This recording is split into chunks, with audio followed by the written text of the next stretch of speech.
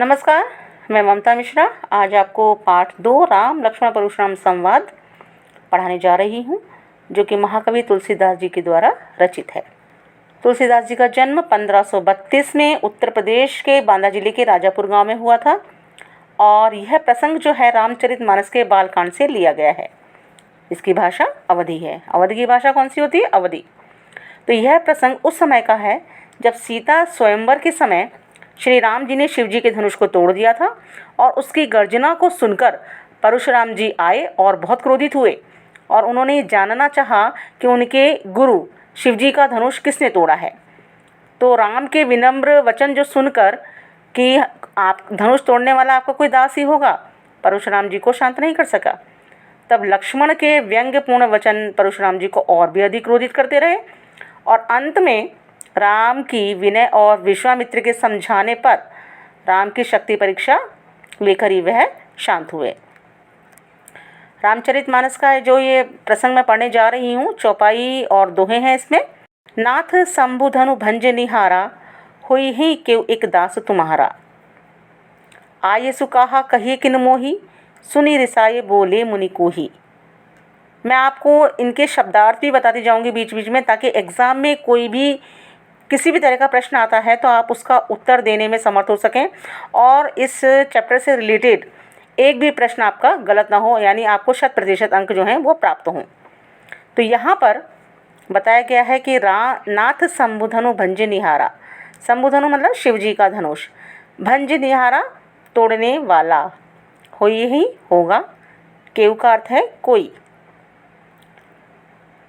शिव जी के तोड़े जाने से जब परशुराम जी को शांत करने के लिए राम ने विनम्रतापूर्वक कहा कि हे नाथ, हे स्वामी, शिव जी के धनुष को तोड़ने वाला तो आपका कोई एक दास ही होगा। आप मुझसे कहिए क्या आज्ञा है।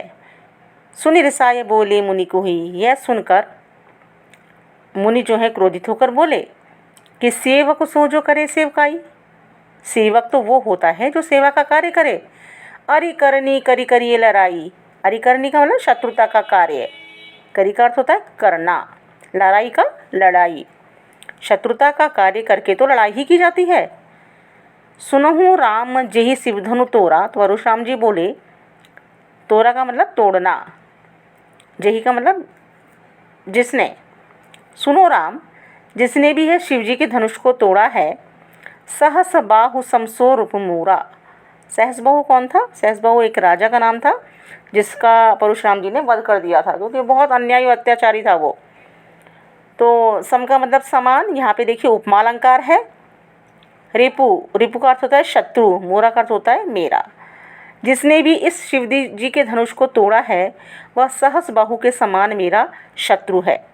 सो बिलगाऊ, बिलगाऊ का मतलब होता है अलग हो जाना। वह इस समाज से अलग हो जाए। न तो मारे जय हैं सब राजा। नहीं तो यहाँ पे जितने भी राजा उपस्थित सभी मारे जाएंगे। सुनी मुनि वचन लखन मुस्काने।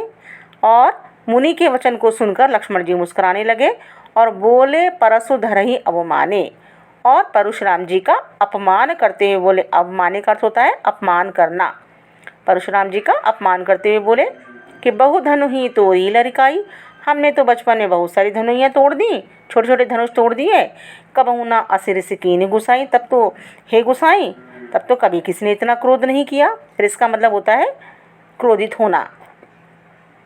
यही धनु पर ममता के ही हेतु। यही का मतलब इस धनुष पर आपकी इतनी ममता क्यों है। सुन रिसाय कह भृगुकुल केतु। रिसाई का मतलब क्रोधित होना और भृगुकुल केतु का अर्थ होता है भृगुवंश में पताका के समान। तो यह सुनकर भृगुकुल में पताका के समान प्रतिष्ठा वाले परशुराम जी बोले, रे नृपबालक काल बस। हे राजा के पुत्र। नृपबालक, नृप का अर्थ होता है राजा। हे राजा के पुत्र, तू काल के वश में है। काल बस का मतलब काल के वश में है, यानी तेरी मृत्यु पास में है। और बोलत तो ही न संभार, तुझे बोलने का भी होश नहीं है। हे राजा के पुत्र, तू काल के वश में है, तुझे बोलने का भी होश नहीं है। धनु ही सम त्रिपुरारी धनु। यहाँ पर वापस उपमा अलंकार है। त्रिपुरारी धनु किसको कहा जाता है? शिव जी को। त्रिपुरारी धनुष, शिव जी का धनुष। यह शिव जी का जो धनुष है ये सारे संसार में प्रसिद्ध है। इसको तुम साधारण धनुष के समान मान रहे हो। कहने का अर्थ यह है कि शिव जी का जो धनुष है सारे संसार में प्रसिद्ध है और इसकी महिमा सारा संसार जानता है। लखन कहा हंसी हमरे जाना, सुनहु देव सब धनुष समाना। लक्ष्मण ने हंसकर कहा कि हे देव, सुनिए, हमारी समझ में तो सारे धनुष एक समान हैं। का क्षति लाभ जून धनु तोरे। क्षति का अर्थ होता है हानि, जून का अर्थ है पुराना, तोरे का तोड़ना। फिर इस पुराने धनुष के टूट जाने से क्या हानि और क्या लाभ। देखा राम नयन के भोरे। भोरे का अर्थ होता है धोखे से। राम ने तो इसे नयन के धोखे से देखा था। छुअत टूट रघुपति न दोषु। यह तो उनके छूते ही टूट गया, इसमें रघुनाथ जी का कोई दोष नहीं है। और मुनि बिनु काज करी कत रोसु। रोसु का अर्थ क्रोध करना, इसलिए हे मुनि, आप अकारण ही क्रोध कर रहे हैं। बोले चिते परसु की ओरा। परसु का मतलब फरसा, जिसे वो धारण करते हैं। अपने फरसे की ओर देखकर, चिते का अर्थ देखकर, अपने फरसे की ओर देखकर वे बोले, रे सठ सुने ही सुभाव न मोरा। सठ का अर्थ है मूर्ख। हे मूर्ख, तूने मेरे स्वभाव के बारे में नहीं सुना। बालक बोले बधौ नहीं तो ही। बालक समझकर मैं तेरा वध नहीं कर रहा हूँ। वधौ का वध करना, मारना। बालक समझकर मैं तेरा वध नहीं कर रहा हूँ, केवल मुनि जड़ जान ही मोही। और तो मुझे केवल एक साधारण मुनि ही समझ रहा है। फिर वे अपने बारे में बताते हुए कहते हैं, परशुराम जी कहते हैं, बाल ब्रह्मचारी अति कोही। कोही का अर्थ क्रोधी, पहले भी बताया था मैंने आपको। मैं बाल ब्रह्मचारी हूँ और अत्यंत क्रोधी स्वभाव का हूँ। विश्व विदित क्षत्रिय कुलद्रोही। और यह सारा संसार जानता है। विश्व विदित का मतलब पूरे संसार को पता है कि मैं क्षत्रिय कुल का शत्रु हूँ। भुजबल भूमि भूप बिनु कीन्ही। भुजबल का अर्थ है भुजाओं के बल से, भूप का अर्थ है राजा। मैंने बहुत बार अपनी भुजाओं के बल से इस पृथ्वी को राजाओं से रहित कर दिया। और विपुल बार मही देवन दीनी। विपुल बार का मतलब अनेक बार। मही देवन का अर्थ है ब्राह्मणों को, और बहुत बड़ा ब्राह्मणों को दान में दे दिया। सहस बाहु भुज छेद निहारा, परसो बिलोक महीप कुमारा। हे राजा के पुत्र, मेरे इस फरसे को देखो। मैंने इस फरसे से सहस बाहु की भुजाओं को काट डाला था। मात पिता जनि सोच बस, करसी महिष किशोर। गर्भन के अर्भक दलन, परसु मोर अति घोर। मात पिता ही जन सोच बस। हे राजा के पुत्र, तुम अपने माता पिता की सोच का कारण मत बनो। गर्भन के अर्भक दलन। गर्भन का अर्थ होता है गर्भ में स्थित, और अर्भक का अर्थ होता है बच्चे, जो भ्रूण में बच्चे पल रहे होते हैं ना स्त्रियों के, उनको बोला जाता है। दलन का अर्थ होता है नष्ट करने वाला, और अति घोर का मतलब बहुत भयंकर। तो ये जो फरसा है ये इतना भयानक है कि स्त्रियों के गर्भ में बच्चों को भी नष्ट कर देता है। बिहसी लखनु बोले मृदु बानी। बिहसी हंसकर, मृदु कोमल, बानी वाणी। लक्ष्मण जी ने हंसकर कोमल वाणी में कहा, अहो मुनीसु महाबट मानी। महाबट होता है महान योद्धा। हे मुनीश्वर, आप तो अपने आप को बहुत बड़ा योद्धा मान रहे हैं। पुनि पुनि मोहि दिखाव कुठारू। कुठारू फरसा। बार बार आप मुझे अपना फरसा दिखा रहे हैं। चाहत उड़ावन फूंक पहाड़ू। पहाड़ू पहाड़। ऐसा लग रहा है जैसे आप फूंक से पहाड़ को उड़ा देना चाहते हैं। यहाँ कुमड़ बतिया को नहीं, तो हम भी कोई कुमड़े की बतिया नहीं हैं। कुमड़ा होता है छोटा कच्चा फल, कद्दू की तरह से होता है। जे तर्जनी देख मर जाही। तर्जनी होती है अंगूठे के पास वाली अंगुली। हम भी कोई कुमड़े की बतिया नहीं हैं जिसे तर्जनी उंगली से छूते ही वह मर जाए। जब कुमड़े की जो बतिया होती है, छोटा सा फल होता है, उसको अगर तर्जनी से छू दिया जाए तो वो आगे पनपता ही नहीं, वहीं पर वो खत्म हो जाता है। देखे कुठार सरासन बाना।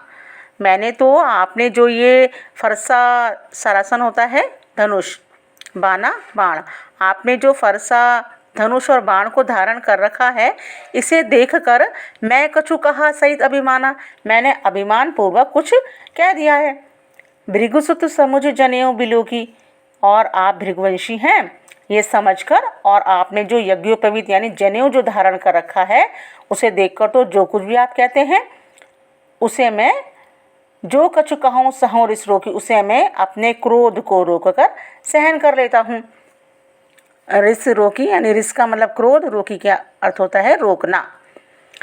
सुर महिसुर हरिजन अरुगाई, सुर देवता, महिसुर ब्राह्मण, हरिजन भगवान के भक्त, अरु और गाय गाय। हमारे कुल इन पर न सुराई, सुराई का अर्थ होता है वीरता।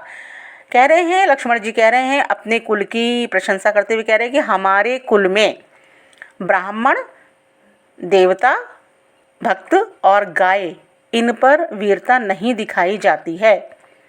बधे पापु, बधे का अर्थ होता है मारना, वध करना।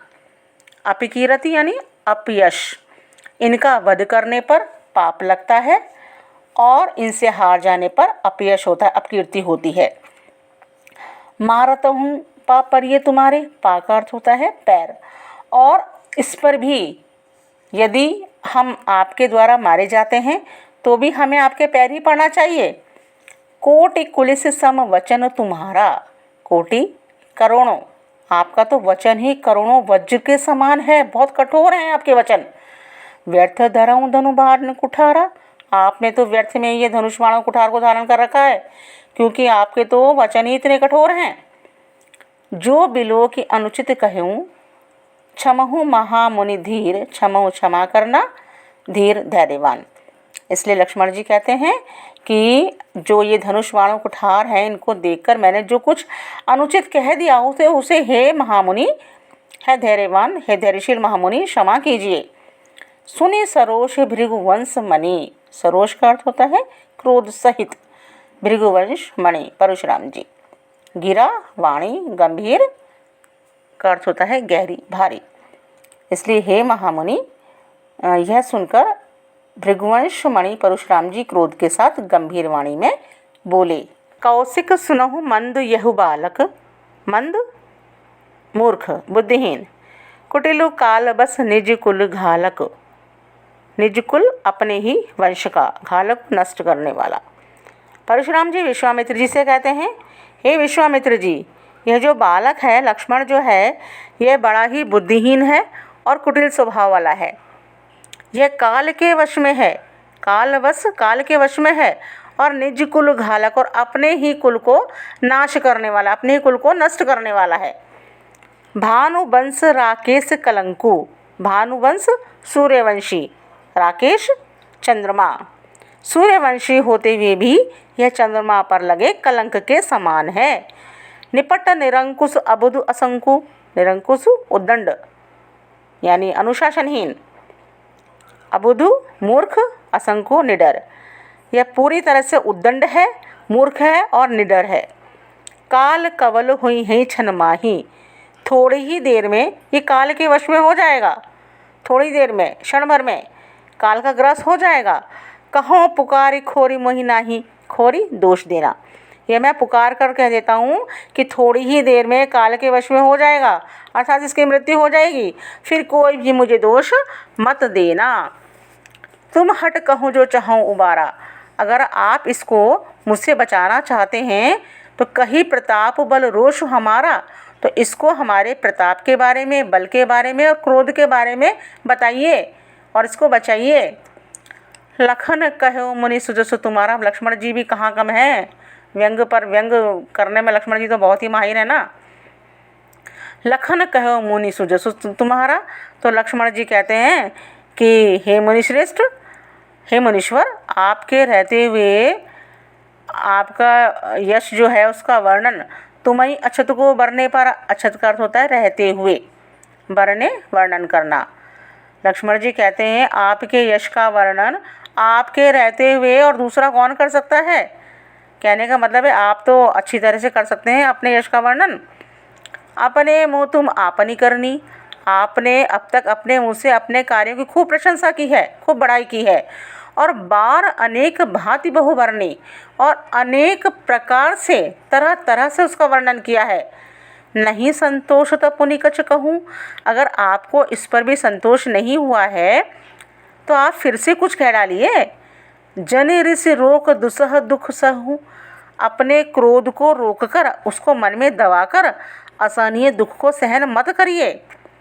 वीरव्रती तुम धीर अछोभा, वीरव्रती होता है वीरता को धारण करने वाले, आप तो वीरता को धारण करने वाले हैं, धीर हैं, धैर्यवान हैं।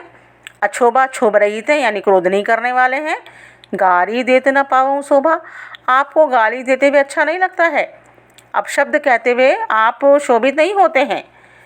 सूर समर करनी करहीं, सूर शूर वीर, समर युद्धभूमि, कहीं न कथा वहीं आप।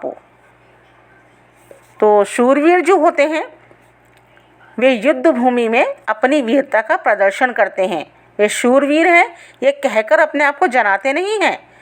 विद्यमान रन पाई रिपु, और शत्रु को युद्ध भूमि में उपस्थित जानकर कायर कतहि प्रताप, जो कायर होते हैं वही अपने प्रताप की डींगे हाँका करते हैं, वही अपने प्रताप का यशगान किया करते हैं।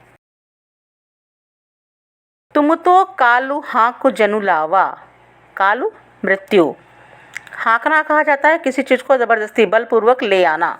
लक्ष्मण जी परशुराम जी से कहते हैं, आप तो मानो काल को अपने साथ लेकर आए हैं और बार बार मोहि लागे बुलावा, इसलिए बार बार आप उसे मेरे लिए बुला रहे हैं। सुनत लखन के वचन कठोरा, आप देखिए परशुराम जी को तो क्रोध आता ही है, आप सब जानते ही हैं।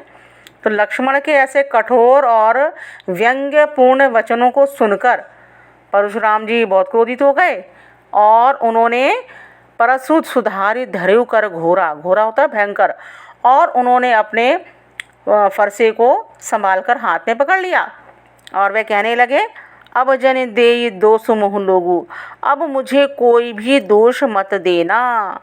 कटुवादी कड़वा बोलने वाला, बदजोगू वध करने वाला, मारने योग्य। कड़वा बोलने वाला यह जो बालक है, जो लक्ष्मण है, वास्तव में अब यह वध करने योग्य है। अब कोई भी मुझे दोष मत देना, क्योंकि यह अब वध करने योग्य है।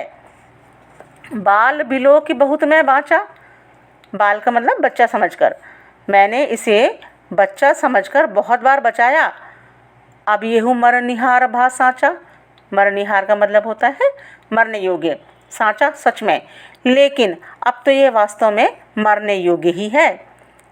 कौशिक कहा क्षमी अपराधु, अब देखिए जब बात बढ़ने लगती है तो विश्वामित्र जी बोलते हैं परशुराम जी से कि हे मुनि श्रेष्ठ, हे मुनिवर, बाल दोष गुण गण ही न साधु, जो सज्जन लोग जो होते हैं ना, वो बालकों के गुण और दोषों को नहीं गिना करते हैं। गणही का मतलब होता है गिनना।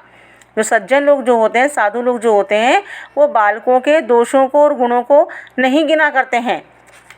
परशुराम जी क्या कह रहे हैं कि कर खर कुठार में अकरुण को ही, एक तो मेरे हाथ में यह है धारदार पैना, खर होता है पैना धारदार, कुठार फरसा, अकरुण करुणा रहित, को ही क्रोधी।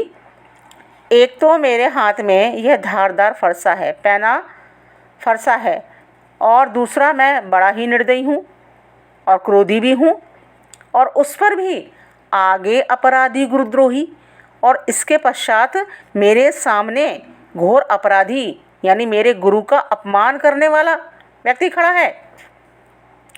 उत्तर दे तो छोड़ो मीनवाने, उस पर भी यह बार बार मुझे उत्तर पर उत्तर दिए जा रहा है। केवल कौशिकशील तुम्हारे, हे विश्वामित्र जी, केवल आपकी विनम्रता के कारण मैं इसको छोड़ रहा हूँ, केवल आपकी विनम्रता के कारण, आपके शील स्वभाव के कारण मैं इसको बिना मारे छोड़ रहा हूँ। न तो यही काट कुठार कठोरे, नहीं तो अब तक मैं इसे अपने इस कठोर फरसे से काट देता, और गुरहि उरिन होत्यों श्रम थोरे, उरिन का अर्थ होता है कर्ज से मुक्त होना, और नहीं तो थोड़े ही श्रम से मैं अपने गुरु के ऋण से मुक्त हो जाता। गादि सुन कर हृदय हंसी, गादि सुनो किसको कहा जाता है?